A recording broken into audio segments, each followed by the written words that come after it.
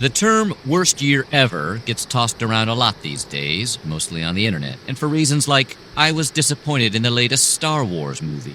But scientists and historians have actually argued that no year in the long history of this planet was worse than the year 536.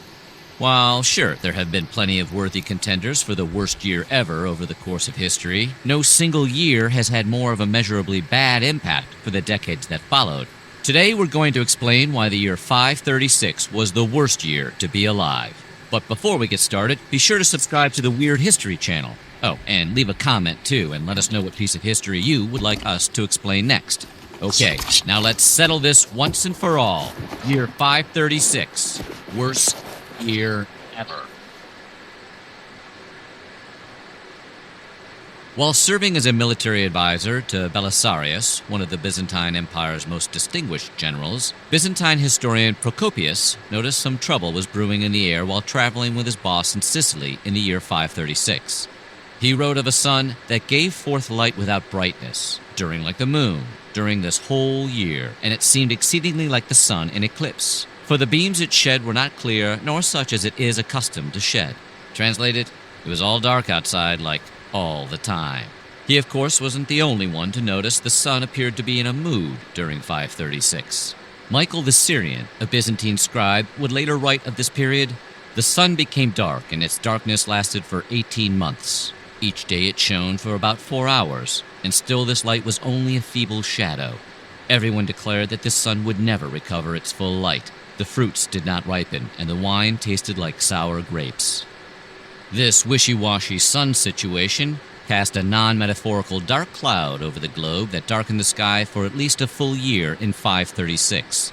Researchers later discovered evidence of a massive volcanic eruption, whose ash was likely a major contributor to the Seattle-like weather, minus all the rain, spreading ash and destruction on a global scale. Not to mention it made the grapes sour and the wine bad, so that's an easy strike for the year 536. Basic biology teaches us that plants need the sun to aid in their growth and survival. So not having direct sunlight for the duration of at least a year did a real number on the crop output around the world, and sparked a widespread famine around the globe.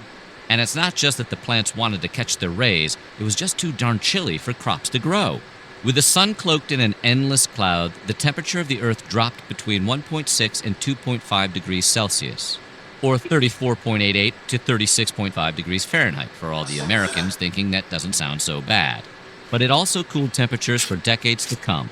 Crop scarcities were reported far and wide around this time period, including Ireland, who suffered through their own horrible-sounding food depletion they called bread failure.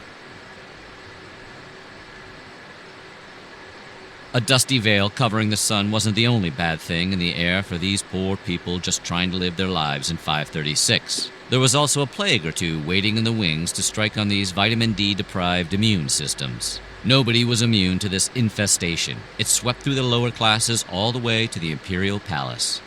Symptoms, as it was lovingly described, began with a sore that formed on the palm of the hand and progressed until the afflicted one could not take a step. The legs swelled, then the buboes burst, and pus came out.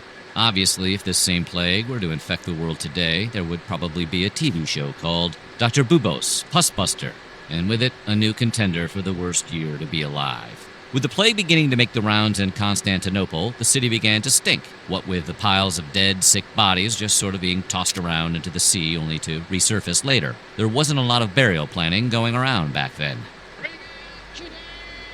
It was more of a wing-it vibe around the Justinian plague. Emperor Justinian ordered the bodies to be removed from the city. Says he's not dead. Yes, you. But all that did was expose more people to the disease, as healthy people were responsible for moving deceased sickly bodies out of the cities.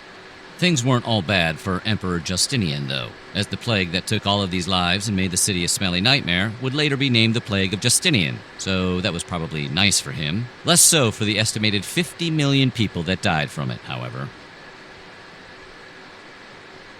Around 536, the climate in China started its journey into madness, doing perfectly normal things like raining dust you could scoop into your hands.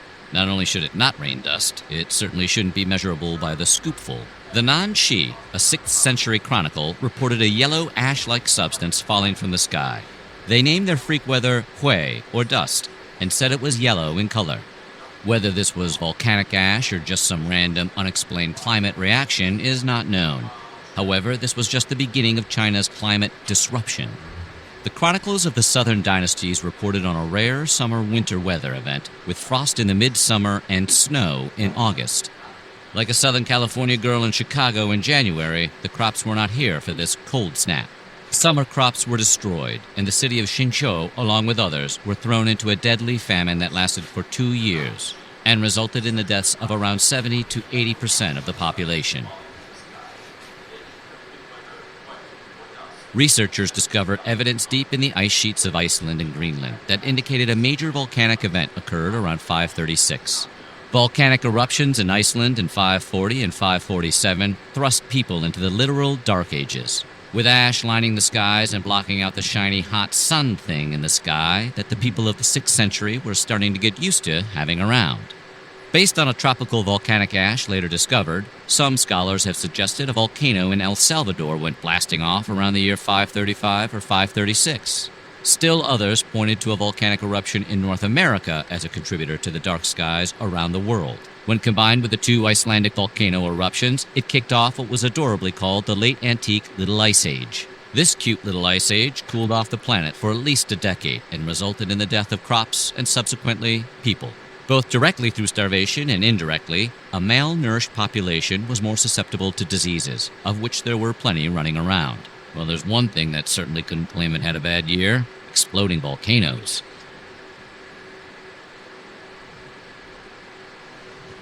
By the time the 6th century rolled around, the Roman Empire had migrated east to Constantinople. And, under the guiding hand of Emperor Justinian, the Romans sought to get back to the glory days of the empire. Much like a high school graduate who still hangs around campus and wears their Letterman jacket. I mean, it is pretty cool. Though some of Justinian's generals saw success in this cool goal, most notable Belisarius, who fought against several different armies including Goths, Vandals, and others, Justinian himself couldn't mirror the success due to constant uprisings and imperial instability. Those pesky uprisings always getting in the way of success. To add sickness to war defeats, the Byzantine Empire would never fully recover from the disease and famine sparked by the events of 536. The Byzantine Empire lost between 35 to 55% of their population in the year 541, once the bubonic plague moved in and did what the plague did best: killed depressingly high percentages of entire populations. Historians believe the plague could have been transported by plague-infested rats hitching a ride on military trains during this attempt to bring the Roman Empire back to its peak, which clearly backfired.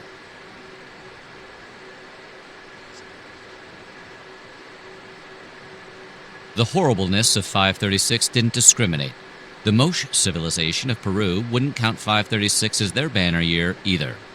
The Moche civilization, a once dominant force in the region, were known to be avid fishermen and developers of an advanced irrigation system that allowed a variety of crops to grow.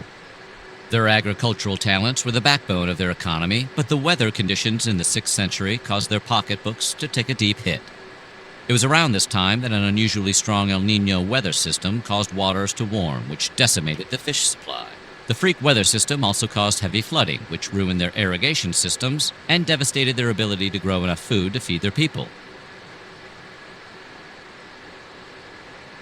People, probably tired of listening to Twitter users claim X and X was the worst year ever, a group of scholars set out to set the record straight once and for all. Harvard historian Michael McCormick and a group of scholars decided to science their way out of the age-old question, what was the worst year to be alive? Initially, however, this was not the ultimate goal of McCormick and his group of 12 interdisciplinary scholars. The group came together to study metal usage, coinage, and changes to the 7th century monetary systems. Somewhere in this thrilling subject matter, one probably began to ponder if they were living in the worst year to be alive. Their findings included an analysis of volcanic fragments from an Icelandic volcano in ice core samples from Swiss glaciers that, yes, dated back to 536, confirming the volcanic event that thrusted a good portion of the northern hemisphere into unprecedented darkness, setting off a global catastrophe.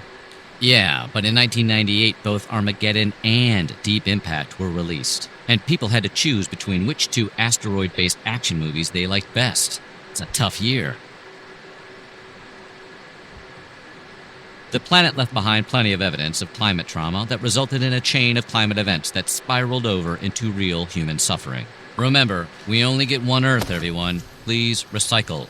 Dendrochronologists, people who study tree rings to determine a tree's age, since that's a science and not a wild guess, noticed some disturbing patterns emerging when examining Icelandic trees.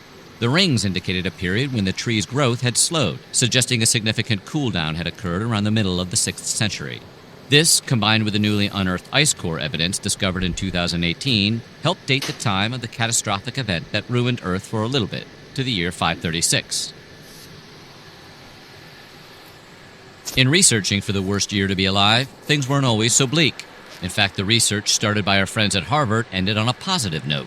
While the events of 536 were the spark for some truly literal dark days in our planet's history, the researchers were also able to find the moments things really started to turn around. When researching coinage, they noticed the reappearance of lead in the ice core samples, indicating that people were producing silver again for money. Ah, capital.